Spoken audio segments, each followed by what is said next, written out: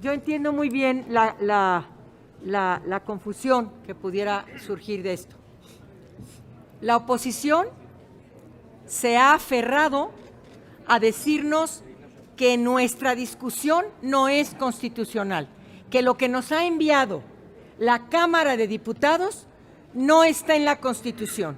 Y lo que nosotros estamos haciendo, y lo está haciendo también la Cámara de Diputados, es decirle a todo el país que tenemos facultades en la Constitución, en el artículo 72, fracción F, y que esa facultad no se ha utilizado, sino al contrario, el INE y otros organismos que no tienen nada de autónomos se han encargado de quitarnos esas facultades, de hacer una interpretación a modo.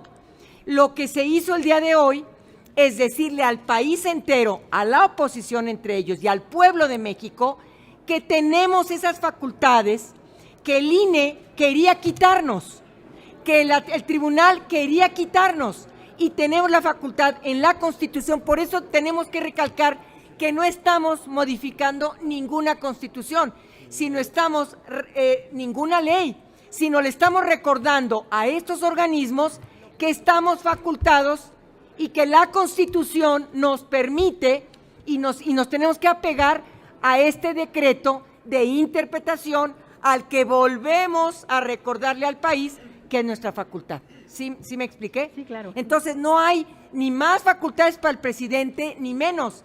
Simplemente le estamos dando a la ciudadanía la soberanía que tiene, y a todos los funcionarios y funcionarias públicas a quienes nos querían tapar la boca, les estamos diciendo no nos pueden tapar la boca porque son nuestras facultades. Hasta ahí. Mientras no sea propaganda. Exacto, mientras no sea propaganda. ¿Hasta ahí estamos? Perfecto. Muy bien.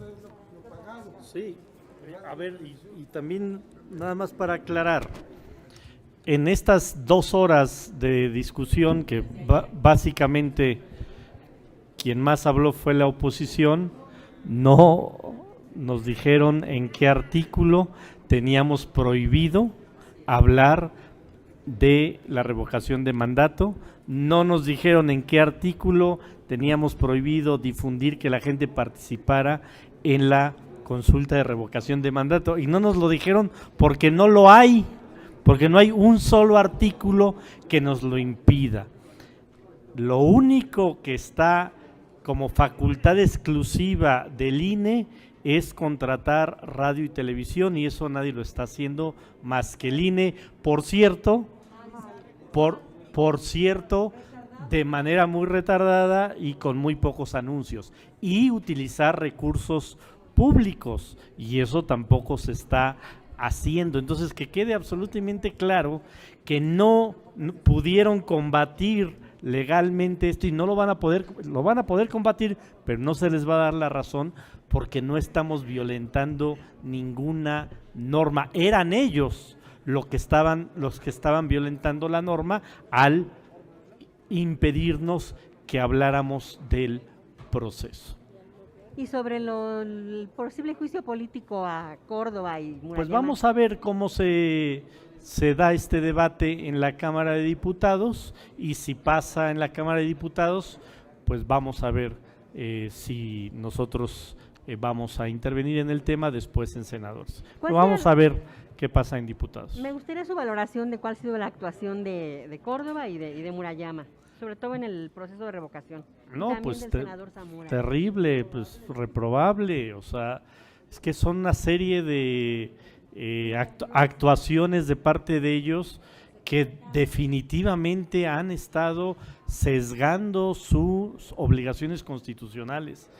Primero, no nos dejaban o no dejaban a la ciudadanía que levantaran firmas en papel cuando la ley lo decía. Después, los que están violando la ley son ellos.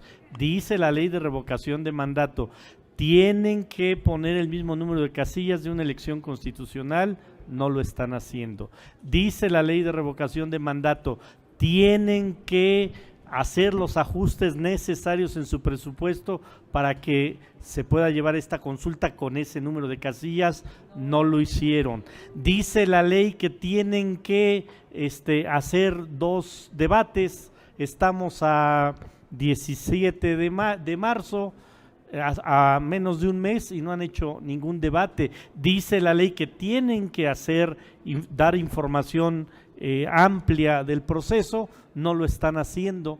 Es más, si algo han dicho públicamente, entre otros Ciro Murayama, casi están diciendo no sirve de nada la consulta de revocación de mandato. O sea, la verdad es que el papelón que están haciendo es muy lamentable por parte de los consejeros, de la mayoría de los consejeros del INE. Sí, me contesta también el senador Zamora sobre ese tema. Bueno, añadiendo a lo que ya comentó el senador César, pues evidentemente el órgano que debería de ser imparcial ha tomado un partido. Hay 2 decisiones nada más el día de la elección del 10 de abril, que se revoque al presidente o que se confirme su mandato para que continúe con el mandato. Nada más hay 2 posiciones. Y todas las acciones del INE han sido tendientes al no, a que se revoque la posición del presidente. ¿Por qué? Porque ellos mismos han violentado el artículo 14, párrafo 3 de la Constitución, que es muy claro. Ninguna autoridad puede imponer una sanción que no esté estipulada. Es un principio que a los que estudiamos derecho desde primero nos enseñaron. Nula pena sin el eje.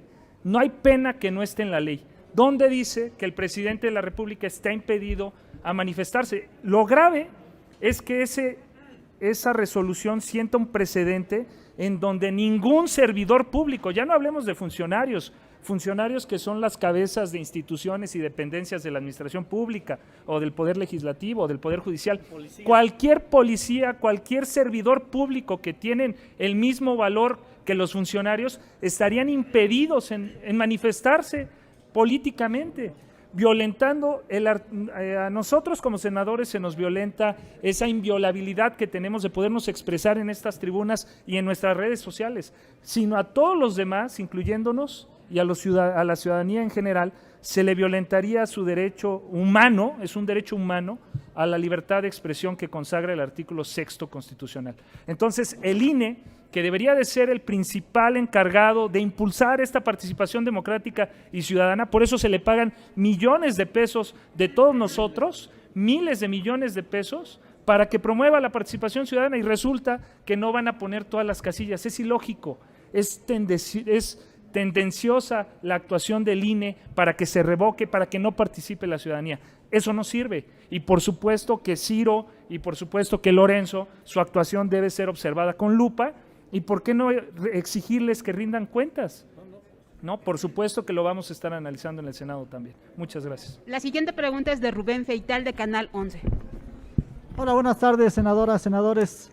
¿Nos podrían explicar, o más bien explicarle a la gente en términos simples y sencillos, cuáles son los alcances de la ley, qué es lo que prohíbe, qué es lo que permite?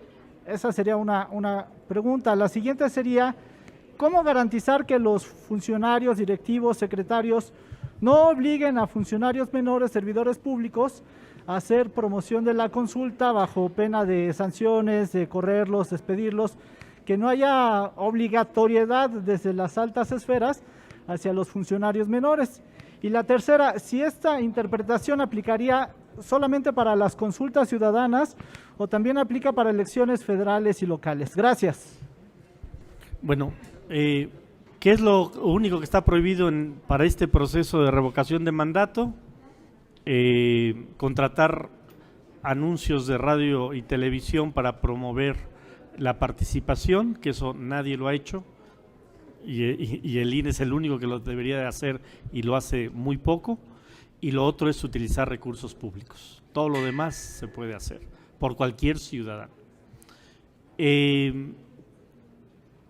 ¿Cuál es fue tu otra pregunta? ¿Cómo van a garantizar que altos funcionarios Pues, no a ver, obliguen a funcionarios hay menores a promover? Hay distintas leyes y normas. Cualquier ciudadano, no solo servidores públicos, cualquier ciudadano que sea presionado para votar en un sentido o en otro, o para participar en la consulta de manera coercitiva, por supuesto que hay distintas penas y puede ir a denunciar ante la FEPADE sobre que alguien lo está obligando a votar en un sentido o en otro, o a ir a votar.